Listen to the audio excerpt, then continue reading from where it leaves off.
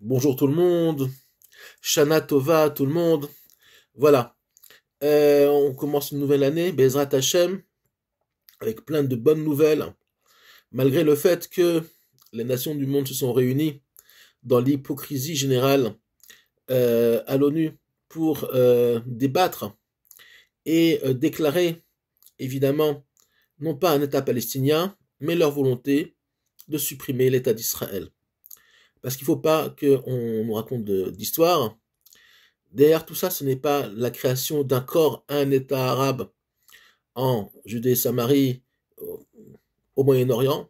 Ça n'apportera rien. On parle d'un État fantoche, d'un État, d'un peuple qui n'a jamais existé de l'histoire.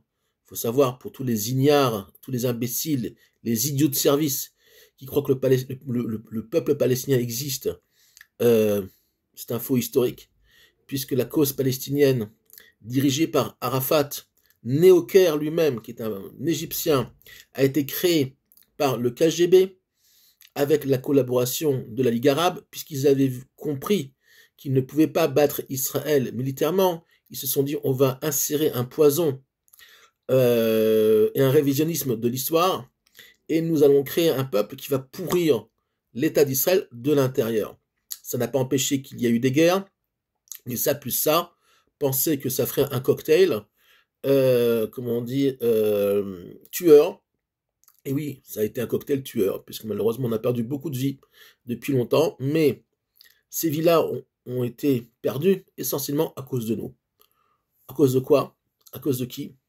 Ben, tout simplement une anaga, à savoir une façon de diriger le pays, qui est une façon, on va dire, une façon pragmatique. Or, dans la paracha de la semaine, Vaïler, on a la réponse à comment on doit diriger le pays. Moshe Rabbeinu dit à Yehoshua bin Nun, qui va rentrer en Eretz Israël, prends conseil avec les anciens. Ne va pas contre eux, prends-les comme collaborateurs, sinon ils vont s'opposer à toi, ils vont se fâcher par leur ego, et finalement, ils vont te créer beaucoup de soucis. Peut-être que tu arriveras à garder le pouvoir, mais tu risques d'avoir des difficultés à diriger le peuple. D'un autre côté, Dieu dit à Yehoshua le contraire. Dieu dit à Yehoshua, non, écoute-les, respecte-les, mais à la fin, comporte-toi comme un vrai leader. Et si tu vois et que tu sens que finalement, il y a un soupçon de danger ou d'une pensée qui part de travers, fais ce que tu dois faire sans prendre en compte le peuple et ne prends pas en compte évidemment les anciens non plus. Alors c'est intéressant parce que Moshe Rabbeinu finalement a donné ce conseil-là, qui est un conseil de pragmatisme et finalement on va dire, un conseil de garde la paix au sein du peuple. Finalement, ne rentre pas en frontal avec les dirigeants qu'il y a dans le peuple. Mais finalement, Moshe ne s'est pas comporté de la sorte, puisque déjà il a sorti malheureusement une minorité du peuple juif, 20% seulement d'Égypte, comme on dit, par les cheveux. Il les a tirés par les cheveux parce que c'était très dur de faire sortir le peuple juif de son exil. On le voit bien aujourd'hui, c'est pareil, très difficile. Il n'y a que 20% qui vont sortir, et avec ces 20%-là, il va avoir beaucoup, beaucoup de difficultés. Donc finalement, même Moshe finalement a dû se comporter comme un vrai leader. Il a compris, évidemment, d'abord lui-même il avait la prophétie, et c'est le prophète des prophètes, et il a reçu très souvent plus que des conseils du maître du monde, et il a dû se comporter finalement parfois comme un roi qui ne prend pas en compte les dires du peuple et de ses ministres. Pourquoi? Ben, tout simplement parce que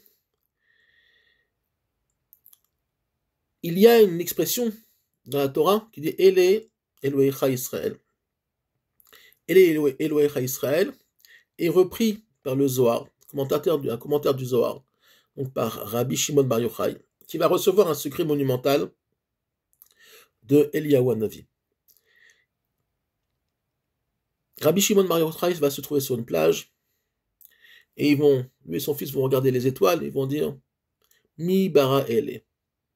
Qui a créé ces étoiles? Sous-entendu, évidemment, quelle est cette force qui a créé les étoiles? Les étoiles, on sait très bien que dans la Torah, le paganisme est appelé, entre autres, Uvdei Kochavim, les adorateurs d'étoiles. C'est quoi un adorateur d'étoiles? C'est quoi un paganiste? C'est la plupart du monde aujourd'hui. Même dans le peuple juif, on a beaucoup de gens qui font du paganisme, sans le savoir, même dans le monde religieux. C'est quoi? C'est le pragmatisme.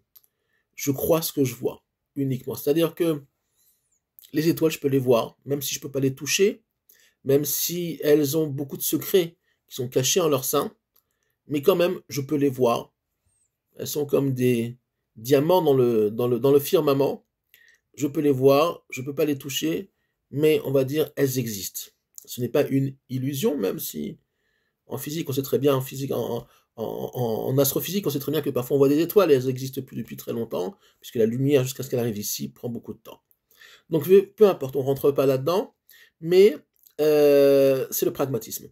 Finalement, actuellement, on voit que dans le peuple juif, malheureusement, il y a deux sortes de juifs. Les pragmatiques, et puis ceux qui sont remis complètement dans les bras du maître du monde. C'est-à-dire que, d'un côté, et en Israël et en diaspora, on a des gens qui disent, mais non, venez, on leur crée un État palestinien, comme ça les nations du monde vont nous laisser tranquilles. C'est tout simplement se prosterner devant Haman, d'accord? On va aller demander à Macaronel surtout de s'occuper de l'antisémitisme pour pas qu'on ait de problème, qu'on puisse garder notre zone de confort et rester dans notre petit nid de galoute tranquillement. Peu importe ce qui se passera en Israël, le principal c'est que nous, on soit tranquille en exil. Donc on va envoyer une délégation, voir un roi fou, et lui demander, s'il te plaît, ne nous oublie pas, protège-nous. Il n'y a pas plus grande profanation du nom divin que ça. Remettre sa sécurité dans les mains d'un roi non-juif est une grande profanation du nom divin. C'est un classique dans le limoud, dans la pensée juive. Pourquoi? Parce qu'un jour c'est comme ça, de l'autre côté c'est autrement. Et dans ce cas-là, on a un roi, à savoir le roi français, qui va à l'ONU pour mettre le feu au Moyen-Orient, tout simplement, comme il va mettre le feu d'ailleurs pour la France elle-même, avec une guerre éventuellement contre la Russie, alors qu'ils n'ont pas de quoi la faire. Ils le savent très bien, tout simplement parce qu'ils ont des comptes qui sont au-delà du bien des peuples, et que finalement, ce que vont devenir les peuples ne les intéresse pas. Donc finalement, on est dans l'hypocrisie générale. Les nations du monde savent très bien qu'Israël ne peut pas créer un État palestinien. D'abord parce que les Palestiniens n'ont jamais existé. Deuxièmement, tout simplement parce qu'il ne serait pas viable. Ça veut dire, tout simplement, from the river to the sea, du Jourdain à la mer, il n'y aura plus d'État d'Israël. Pourquoi? Parce que vous ne pouvez pas gérer, et malheureusement, les gens parlent beaucoup de la cause palestinienne sans ne rien savoir sur cette idée de ce que pourrait être un État palestinien. Ça voudrait dire que l'État d'Israël vivrait dans un État de 15 km de large. Netanya, de Netanya à cette pseudo-frontière qui serait créée, 15 km. Tel Aviv, 25 km. Ashdod, 30 km. Donc cet État-là ne serait pas viable. Les sécurités que l'ONU nous donnerait sur une éventuelle, on va dire, assurance de paix, vaut pas plus que du papier toilette. On le sait très bien. Le but de cette manœuvre internationale n'est pas de créer un État palestinien, mais de liquider l'État d'Israël. Pourquoi? Parce que tout simplement, ils veulent que le peuple juif continue à être les souffres-douleurs, et on va dire, les têtes de Turcs dans les nations du monde. À chaque fois qu'ils auront un pied de travers, ils se retomberont sur nous comme ils l'ont fait pendant 2000 ans, Ils voleront, ils pilleront, ils brûleront des synagogues, et puis après ça ira, c'est pas grave, excusez-nous, on avait un coup dans le nez, d'accord? Et puis 50 ans après, de nouveau une petite Shoah, un gros pogrom. Non, ce temps-là est révolu. Ce temps-là ne se repassera plus parce qu'ils ne comprennent pas que ce qui se passe actuellement, c'est tout simplement le projet du maître du monde qui se met en place, longuement, difficilement, parce que Dieu nous veut collaborateurs. Mais ce qu'ils ne comprennent pas non plus, c'est que même si le peuple juif boiteux, et il est boiteux, puisqu'il a du mal à sortir de son exil intérieur, malgré tout, de plus en plus, nous allons voir que c'est le maître du monde qui va prendre, on va dire, la direction de l'histoire, c'est ce qu'on appelle la méta-histoire, et mettra en place, ou met en place déjà, son projet. Celui qui suivra, vivra, profitera, se réjouira de la reconstruction du troisième temple, de la paix en Israël, mais la paix va passer par de très très très grosses turbulences encore, pas que pour nous, beaucoup pour le monde hypocrite, et finalement, on va avoir beaucoup de larmes partout, et encore dans le Ham Israël malheureusement, ici et à l'extérieur, et évidemment chez les nations du monde qui vont dire « Ah, mais si on avait su ». Mais écoutez, c'est écrit, étudiez le Nar, étudiez les prophètes d'Israël, vous verrez que le scénario, il existe. Après, c'est comment on va jouer, nous, le script. Le script est écrit. Tout dépend de comment maintenant, nous, on va le jouer. Et comment on le joue. Alors, depuis 150 ans, on le joue moyennement bien.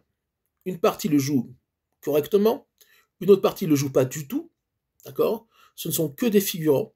Et d'autres sont actifs et ont pris la parole, et effectivement essayent tant bien que mal de s'adapter à ce qu'on appelle le Ratzon Hashem, à savoir la volonté de celui qui a écrit le script, à savoir le maître du monde. On n'est plus dans le libre arbitre. Il y a un libre arbitre individuel, mais il y a aussi un libre arbitre, il y a aussi un libre arbitre, ou un non-libre arbitre, collectif. Au niveau collectif, au niveau de l'histoire du monde, il n'y a plus de libre arbitre. Oubliez ça. Dieu va amener son monde là où lui il veut, non pas où les Juifs veulent, et là où les nations du monde veulent. Pourquoi? Elohecha Israël. Am Israël, très souvent, tombe dans ce paganisme, et le monde on n'en parle même pas, dans ce paganisme qui s'appelle le pragmatisme. Tout simplement parce que les gens ont peur, les gens n'ont pas le courage d'exprimer finalement ce qu'il y a au plus profond d'eux, à savoir le divin, et finalement, très souvent, malheureusement, beaucoup ratent l'histoire et deviennent non pas des acteurs de l'histoire, mais tout simplement subissent les aléas des tourments de l'histoire, des tourments on va dire du retour d'Israël sur sa terre, que ça soit à notre époque, ou même à l'époque de Mordechai et Esther. Déjà à l'époque, on apprend par la Megillat Esther, que déjà à l'époque, nous avons déjà des modèles, comme quoi, et même la sortie d'Égypte, des modèles comme quoi finalement le peuple est pragmatique, ne veut pas se lancer, ils ont peur d'être des narchonim, et finalement ça coûte le prix de la vie, et c'est bien dommage. Sur ces paroles, je vous souhaite Shana Tova, on en reparlera encore. Ele Elohecha Israël, c'est une amira, c'est un passage de la Torah qu'il faut graver dans son cœur, dans son esprit, et arrêter tout le temps d'avoir peur et d'être dans un monde, d'ailleurs c'est ce qui va entraîner, c'est à l'époque du Vaudor qu'on dit Ele Elohecha Israël, quand le Vaudor a été créé, ok, par d'abord le Erev Rav et après Israël a suivi, une partie d'Israël a suivi, pas tout le monde, finalement, cette histoire-là, ce point-là, va se répéter dans l'histoire, et c'est entre autres pour ça que Dieu va dire à Moshe, n'écoute pas toujours le Ham Israël. Le Ham Israël, parfois, il est à côté de la plaque, il y en a très peu qui arrivent à sortir de ce paganisme-là, de ce pragmatisme-là, il va falloir que tu t'imposes, et c'est exactement ce que le Melech HaMashiach va faire, à savoir qu'il va s'imposer, nous écoutera, nous donnera du kavod, nous donnera du respect, mais il fera surtout et uniquement ce que le maître du monde va lui dire de faire, à savoir exactement l'envers de ce que les nations du monde voudraient pour le monde et pour nous. Shana Tova.